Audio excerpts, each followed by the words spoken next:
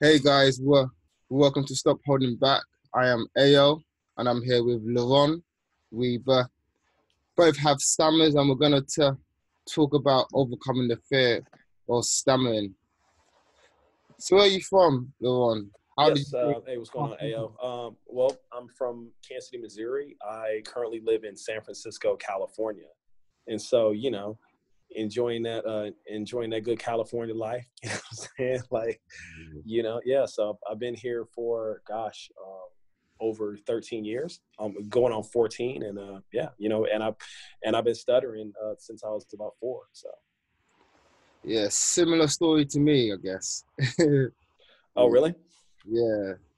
So I've been stammering or stuttering. I like to use stuttering too. But in England, we normally use stammering, but it's the same thing. But Right. yeah, I've been stammering all my life. I don't really remember the first time I stammered. I just was stammering from the beginning. Right. Yeah, so You I've had a lot of issues like you, I can imagine. Right. Did you ever do you remember when do you remember like how old you were when you first noticed okay, wow, like I talk a bit different? If I'm honest, no. The biggest and the most prominent memory I have of the first time I actually stammered severely in front of people was when I was 13 years old in an Okay. English classroom. I was asked to read out something like a paragraph from a book, Sure. and a group of us were asked to leave the room and practice with an assistant teacher. Sure. So I took the longest. I was practicing this very short paragraph, trying to see if I could say it. And I was stammering with the assistant teacher. But eventually, I memorized it and I was a bit fluent. I became fluent while practicing. So when everyone Okay. came back into the room to give their speeches to the rest of the class, I read it and I was stammering out of control, completely Sure. stammering out of control. So Okay. I had no Wow. control over what I was doing and it was very severe. Right.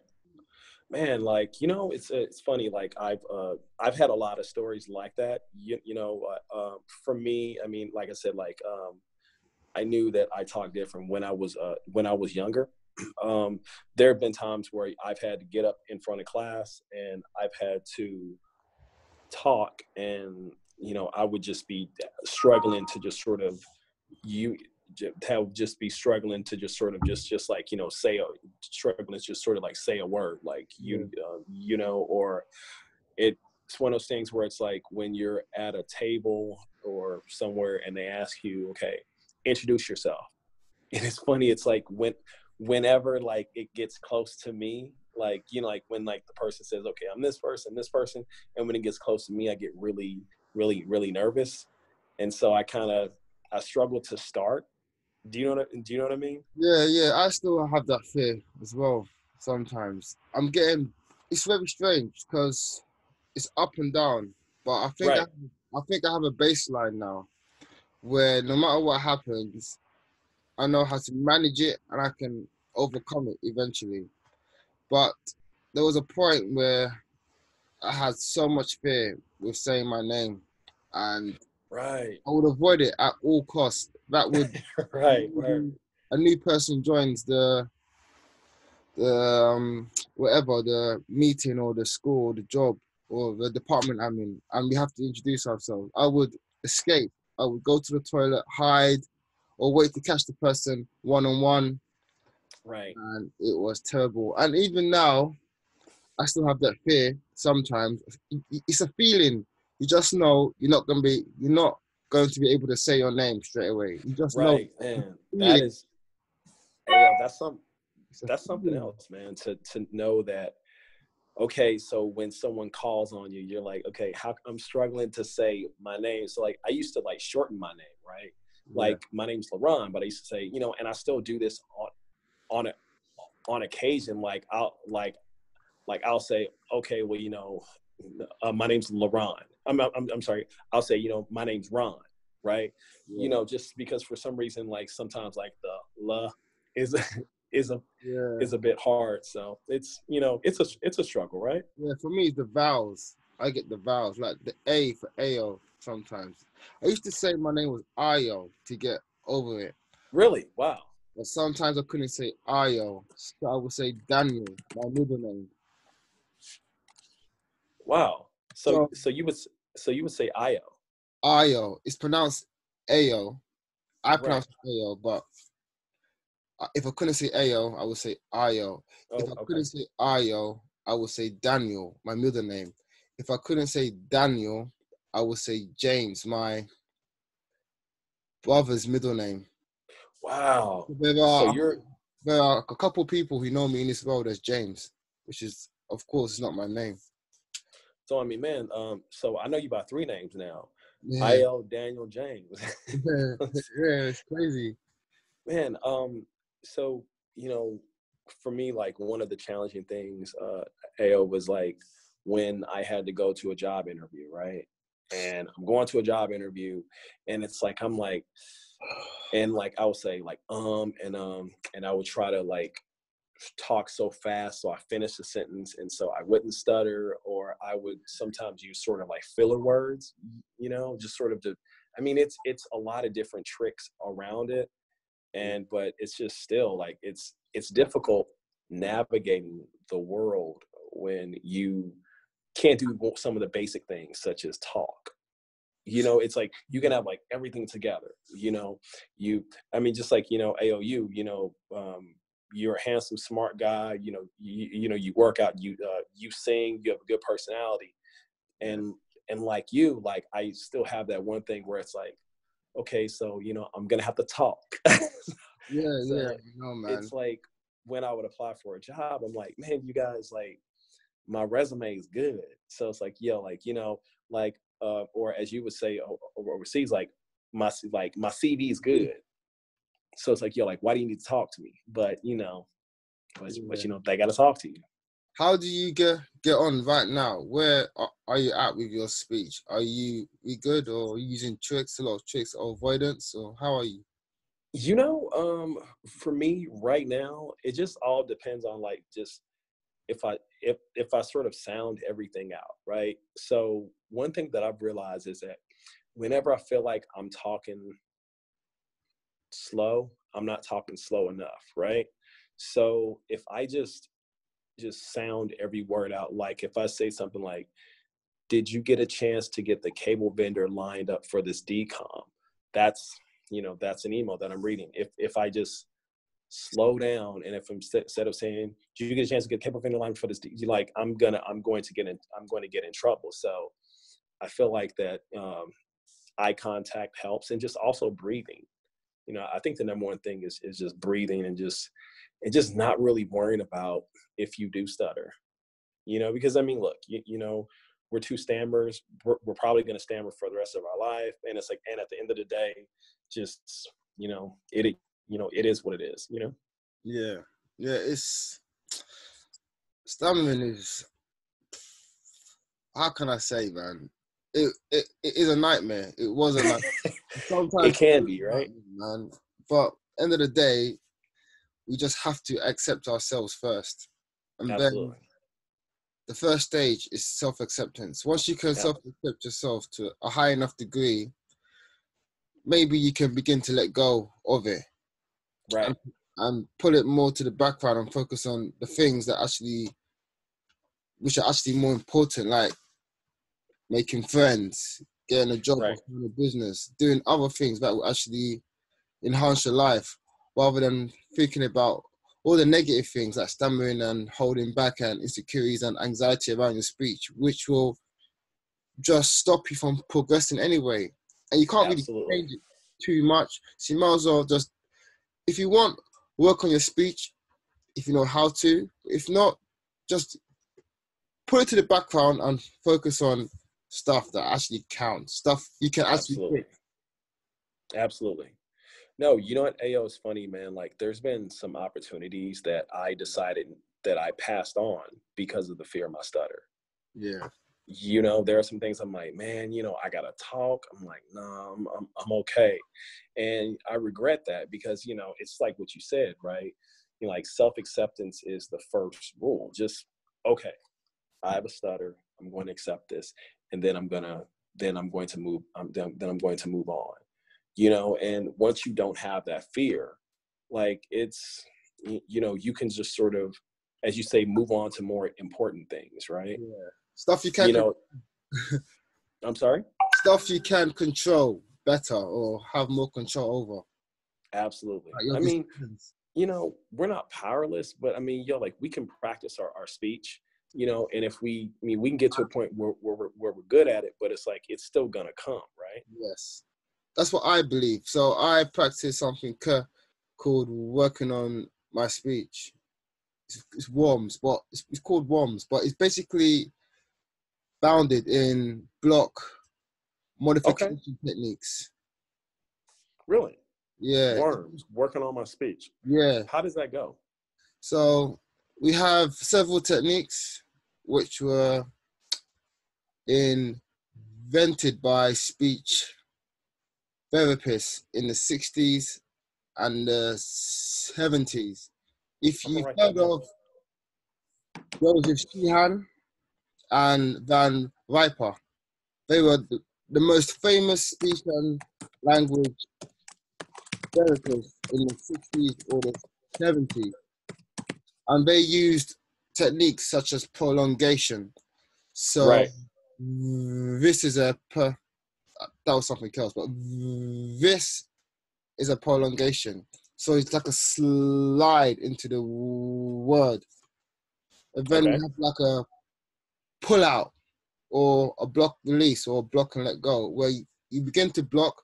My name is Sure. Ayo. So you don't allow the block to continue. You feel the block happening. Stop, reset, breathe, say your name. I'm Right. being So what you're saying is like concentration. once you hear the block, you stop, you reset, and then you start again. As many times as possible until you get the word out. So you're training your subconscious mind that you can take control rather than the stuttering controlling you and dictating how you speak in every situation. Which takes a lot of practice, bro. It's not easy. It's not. Dude, I'm gonna have to look that up, man. Like Yeah. that's, and you're like, yeah, because I mean, like when I you know, when I did my TED, I started off with, you know, okay, you know, uh, starting is a speech impediment characterized by blocks and pauses Yeah. and you know, and it's, you know, like over 70 million people have it. I mean, you know, that's still like 1% of the population, but you know, that's a lot of people, right? Yeah. It's a lot of people, man. And it's funny because some people are very happy to stutter, or they claim to be very happy to stutter. So a large percentage of people who stutter don't actually acknowledge they stammer, believe it or not, or want to do. Really? Oh yeah, believe it or not, or want to do anything about their stammers.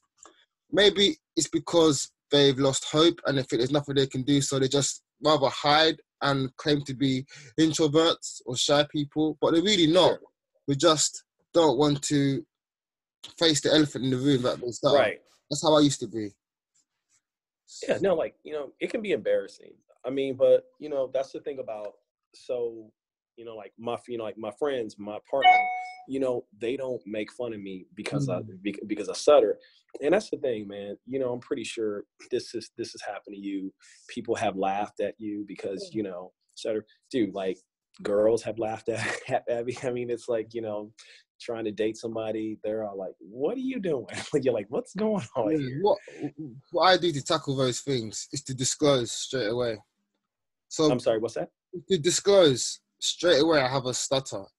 So Well, anyone I meet new, I just say off the bat, I have a stutter. wow. So they just know, just, you know, so they just know, okay, AO has a stutter. So you just disclose that immediately. Straight away. So it takes the pressure off me to try to behave or be something I'm not, which is a fluent person. Right. It takes the pressure off me trying to be someone I'm not. So I I can just be that myself. I dig that. That's what's up, dude. Hey, Ayo, I gotta ask, man, like, how did you get involved in, why did you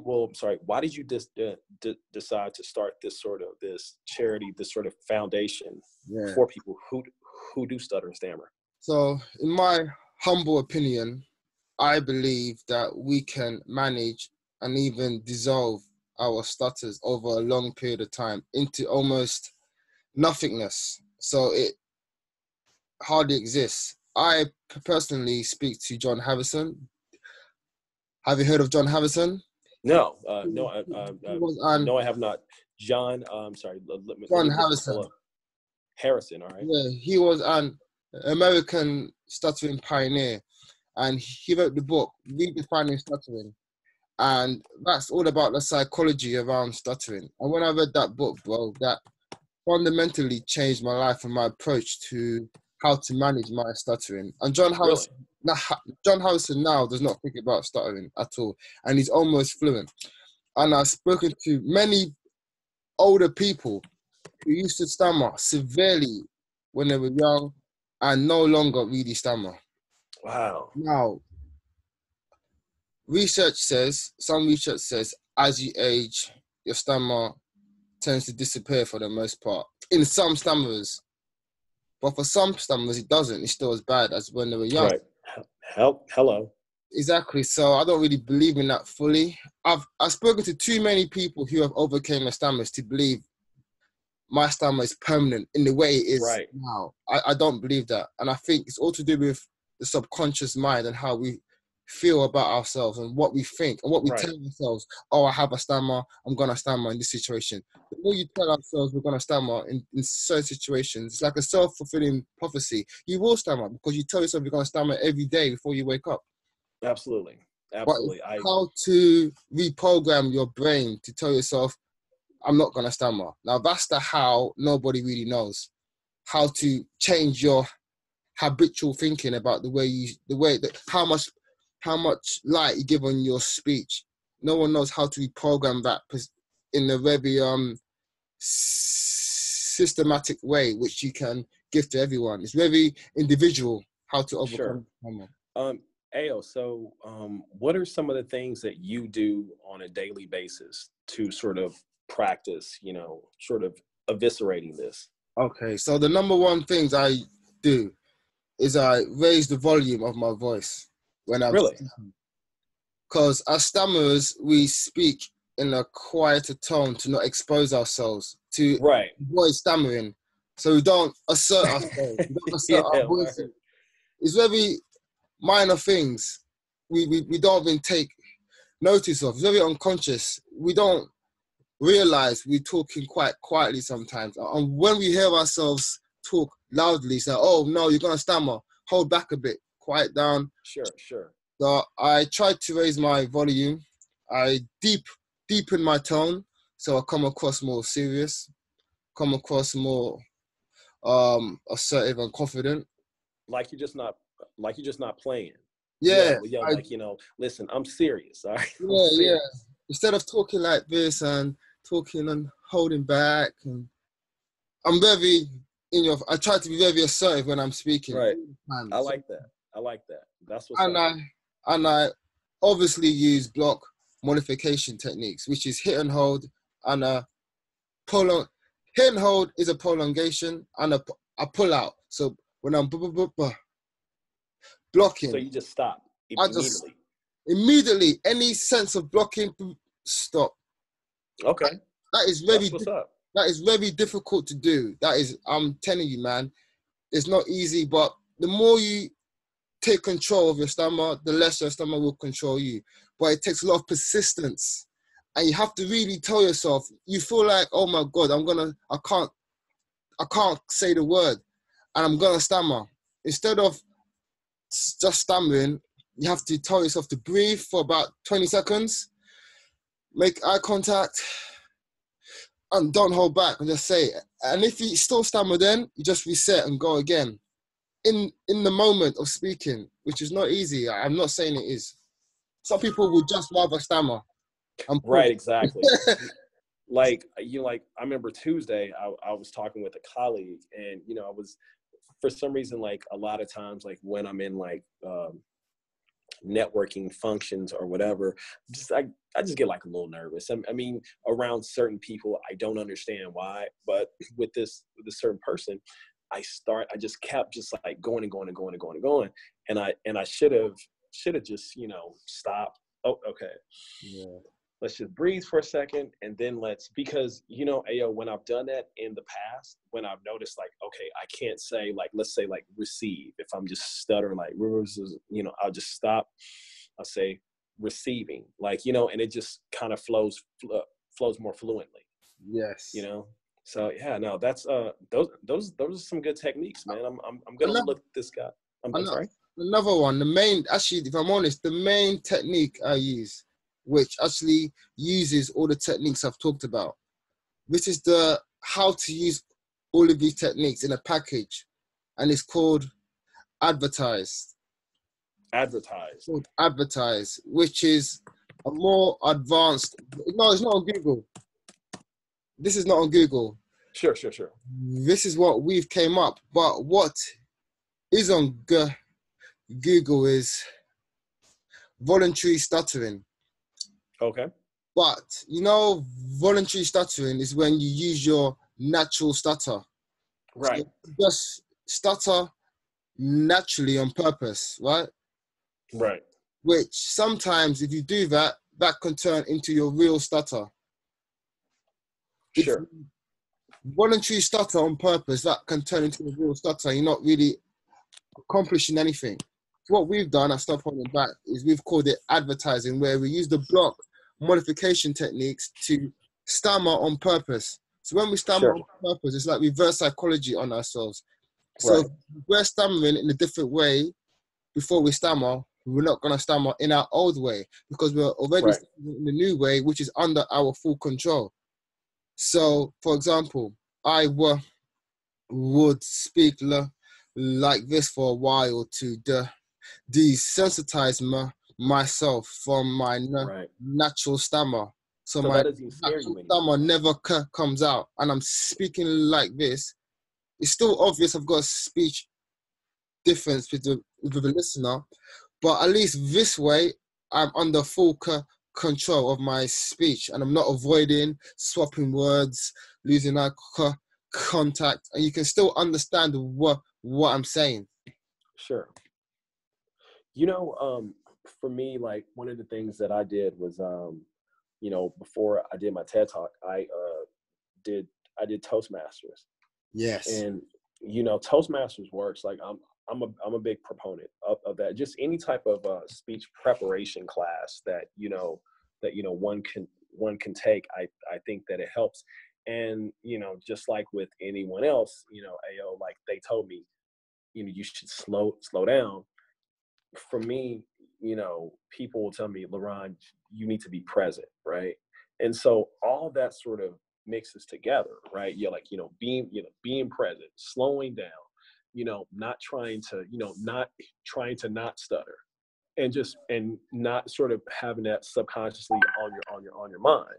Like when I would stutter, when I would talk, or before I would talk, I'd be like, okay, what am I going to do? What am I going to say to not stutter, right? And so because of that, that was the thing. So it's like what you said earlier, manifest destiny, right? So if you're thinking about it, you will stutter, right? But Yeah. if you're not, dude, that's like anything. It's like if you're not thinking about it, and if you do something, you're going to do it easier. It's going to be, it's not, it may not be flawless, but it's going to be much better than if you're preoccupied. Yeah. So yeah, I do. Yeah, those are some really good techniques, man. I'm gonna definitely try the blocking. You like the stop and just The just best like one is reset. the prolongation, and the resetting is the best one. So you stretch your words out, stretch them out every now and again on purpose, and Oh, okay. do the pull outs to stop when you feel like you're gonna block. Like I just did one. Okay. But you have to breathe in between. You gotta actually breathe and reset. You can't just keep going, else it's not gonna. Right. You Yeah. gotta stop and reset. Now I feel you. Let me ask you this, man. Like, how did you get into the sort of the the singing club that you're in right now? Singing. I don't sing. Yes.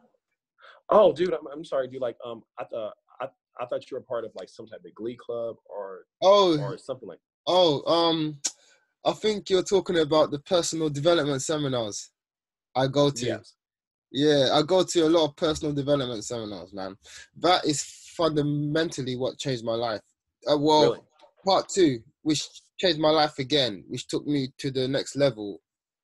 So me accepting myself, deciding to do something about my speech by attending a speech and therapy program.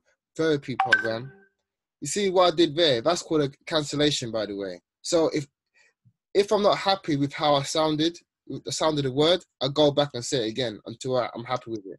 So that's Right. more of a self-disclosure as well. I'm being honest with myself. Right. Yeah. No. Like, Cancellation. that's it, man.